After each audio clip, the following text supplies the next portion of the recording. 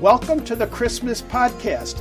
There's just a quick update on my book and then on to the Two Angels Christmas story. I hope Advent brings you a more enriching Christmas time. Nico Steves here. I'm hearing from some readers that they plan to give gift copies of The Very Fine Light as Christmas presents this year. Just so you know, there is a quick and easy way for doing this on my book's Amazon.com page for ease when sending the book as a present. Plus, it will get to them very quickly. The time period in my book, The Very Fine Light, begins before Thanksgiving through Christmas time. It's a timely gift for the friend looking for some Christmas spirit. And for those of you who aren't familiar with this book, it's a contemporary novel about a village on the verge of bankruptcy and Randy, a freewheeling village employee who's always in trouble for speaking his mind.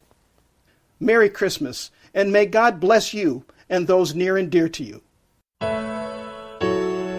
Once upon a Christmas time not so long ago, a middle-aged fellow had a promise to keep and got into a relatively new car to deliver gifts to an old friend now living alone. Christmas Day would come in less than a week and the weather had turned cold.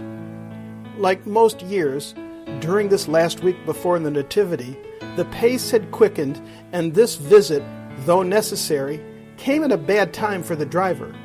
But arrangements had been made, a date and time set. Mid-afternoon arrived, and off the car went. These friends unfortunately lived on opposite ends of the city. The drive would be just under an hour, traffic permitting, and the best route would be the freeway. At a traffic light before the highway, the car stopped near a homeless woman who was panhandling. During church the week before, the driver had taken several shopping bags of items that were intended to be handed out to homeless people, called bags of joy. These bags included a few disposable items, a few bottles of water, and snacks.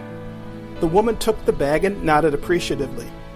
After an uneventful drive, the old friends got together and enjoyed their holiday get-together, and the conversation included memories of work-related times, family updates, seasoned with a bit of melancholy as they reflected on the passage of time. Though just 90 minutes were shared, it was a great time. Driving away and checking the cell phone map, it was clear that the driver would have plenty of time to get back home and continue on with necessary duties left undone because of this midweek visit. Just before the entrance ramp, the driver spotted a landmark fast food diner noted for its unique milkshakes. Though in the depths of the Nativity Fast, the driver felt the sweet liquid would not break the fast, as lunchtime had been light and, well, it was rare to be in these parts of the city. So the driver stopped and enjoyed the shake in the car, and then headed onto the highway. Vehicles on the 5 lanes of southbound traffic into the city were heavy and moving faster than the speed limit, so the driver moved into the middle of the 5 lanes. Suddenly, there was a long piece of twisted guardrail that came bouncing across the traffic lanes just ahead of the car. This rail of ribbed steel was very long, in the driver's estimation about 12 feet, and it landed all across the lane in front of the driver. With trucks on both sides, hitting the object was the only option available. The terrible sound as it broke the plastic panel underneath the front bumper was followed by a banging as the rail hit the right front tire, which was immediately shredded. Oddly, moving over to the shoulder was relatively easy, though the scraping of the metal wheel and plastic parts was disorienting. Nevertheless, the car was safe on the wide right-hand shoulder of the highway. Unfortunately, the next exit was not in sight, and driving on the wheel to get to it was not an option. The driver decided to change the tire. However, the car jack was difficult to use because the car was so low to the ground now that the rubber had been shredded off the wheel.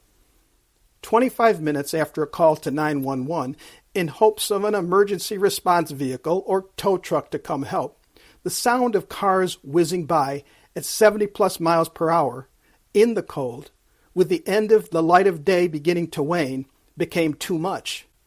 Fortunately, a tall, affable state trooper pulled over, and after checking out the situation, rolled up his sleeves and helped the driver change the tire. So grateful was the driver that upon noticing the so-called donut spare tire was almost flat, he decided not to bother the officer of the law any further, especially as the driver noted that a large truck came uncomfortably close to the policeman as he entered his police car. And though it was only 45 minutes away to get to home via the highway, the donut spare tire, plus the two plastic pieces dragging on the ground, required using surface streets to get home. Plus, using the surface streets, though a much longer trip, would allow for finding a gas station for getting some air into the very soft spare tire. Well, just off the highway was a gas station with a faded sign, and it had a weathered and worn-out looking air pump. The driver spotted a homeless man standing near the pump, and instinct suggested pausing. However, the driver coasted to a stop and made eye contact with his fellow. To the driver's surprise, the fellow, obviously sizing up the broken mess of a vehicle and frazzed driver, took pity on the driver and said to him, "This air pump's broken. There's a new gas station just down the way. Maybe their air pump is working." "Thanks," the driver said, a bit relieved that he had not been hit up for cash, but also disappointed at the need to continue driving with the soft spare donut tire. Though preoccupied in noting the homeless man turned away and did not ask for anything else, the driver hesitated, thinking, "I wish I had more bags of joy for this fella." He stopped, got out of the car, and said, "God bless you," and handed the fella several dollars. "Merry Christmas to you too," the fella replied. Driving off to the next station, whose air pump worked, but the hose had been cut in two, the drive continued down the city streets on the soft spare tire with the two pieces of plastic making a terrible scraping sound along the road. Not only was still a third air pump not working, but the additional 5 other ones that the driver stopped at all the way home. That 45-minute to 1-hour drive took 2.5 hours to complete, but the driver made it home. A sleepless night ensued. How much damage besides the tire and the broken underbody panel could there be? Did the car need an entirely new wheel as well as a new tire? Would it require purchasing a second radial tire? Were other critical parts torn up and have to be replaced? Where should one go to have it inspected? The dealer would take up most of the next day and no doubt be very expensive. Suddenly an idea came. Try the little one-person used tire shop tucked behind the old restaurant down the way, where the driver had stopped one time, and then maybe next go to the repair garage the driver had used for many years, but had recently been sold. Perhaps the new mechanic would put the car on the lift and inspect it without taking all day. And then, well, the driver would know exactly how much damage had actually occurred and how soon and how expensive it would be before getting the car roadworthy once again. That morning, driving slowly on the even softer donut, the driver came to the first stop. The tire shop yielded a pleasant surprise. The owner, a young, hard-working fella, checked all the tires and said, "The wheel's okay, you just need one new tire," which he quickly repaired as the driver tentatively petted the junkyard dog. While paying, the driver asked, "Thanks for getting me in and out so soon. By the way, what's your name?" "Angel." "Thank you, Angel, for getting me in and out so soon." "Feliz Navidad," was Angel's reply. Next stop was to meet with the new owner of the Shade Tree Repair Shop, also a young man who nodded as the car pulled up with the 4 good tires, but the 2 pieces of plastic still dragging underneath. The mechanic said, "Keys, please." Before the driver knew it, the mechanic got the vehicle onto a car lift and then quickly raised it up almost to the ceiling. He checked thoroughly all the parts on the car. Everything looks good. All that's broken is that plastic cowling underneath the bumper. We've got a replacement. If you'd like, we could make the repair. The driver was so relieved, He did not even ask the price, just nodded and said, "Get her done, please." By the end of the morning, the repair had been made, the price reasonable.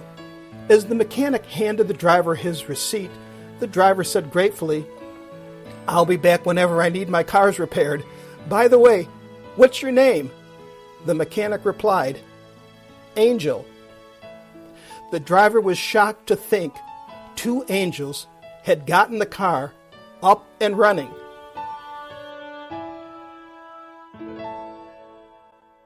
Merry Christmas from Nico Steves, and thank you for listening.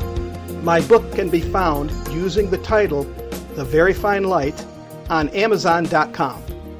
Please feel free to contact me at nicosteves@gmail.com. That's Nikos Steves, Steves, @gmail.com. If you like this episode and for more, share them with friends at constantprocession.com. Well, this is Nico Steves. Thank you. See you next time.